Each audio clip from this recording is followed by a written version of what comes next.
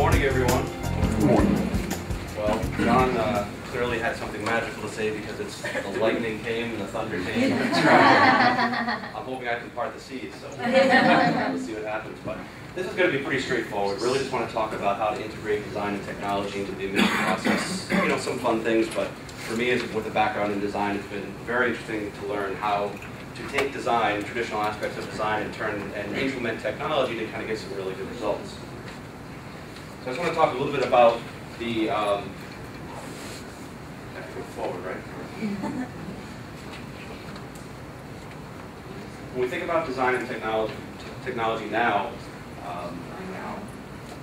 the design process itself has changed a bit over time. So where do we go right now when we want to learn about something? If we want to define design, I'm fairly young, everybody in here is fairly young, you probably go to, you jump online, where do you go? Google. Any others? Wikipedia. The encyclopedia of the internet right now? Okay. That's where we go. Proven to be more accurate than Encyclopedia Britannica, so we'll go there and we'll see what they have to say. So these, this is probably the antithesis of what you'd expect someone in design to do, to throw a bunch of words up on a screen.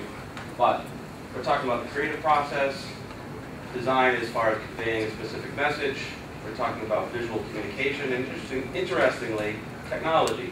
So this is how Wikipedia defines graphic design right up at the top. So they're actually including technology in the process nowadays because it's become a very integral part.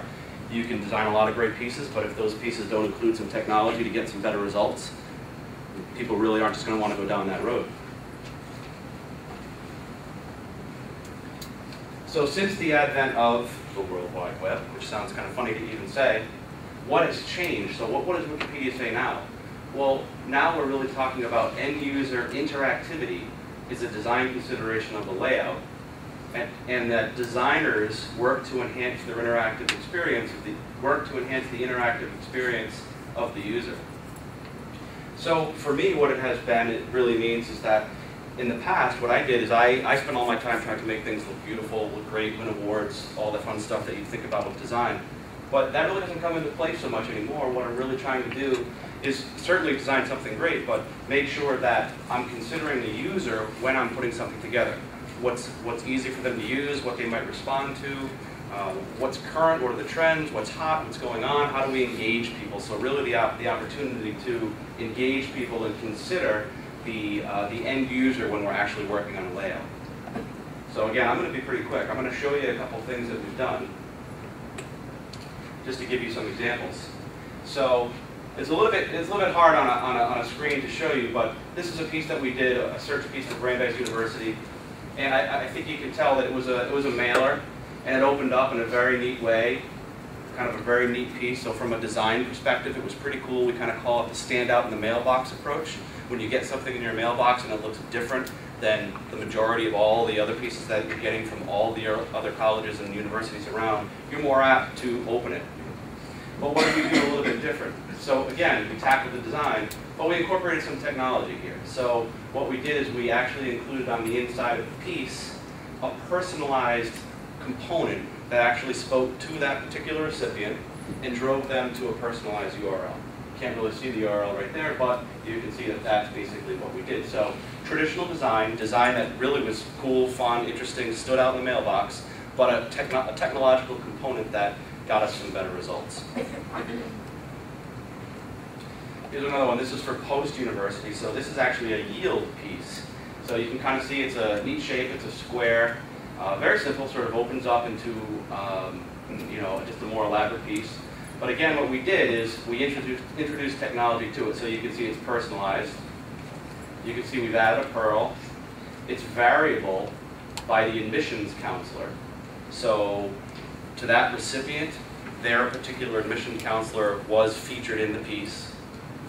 And then it drove the prospects to a Perl. So you can see the personalization up there. And then we actually implemented a contest. So for the prospects that logged on to the website, they entered a contest. This particular one was to win a t-shirt.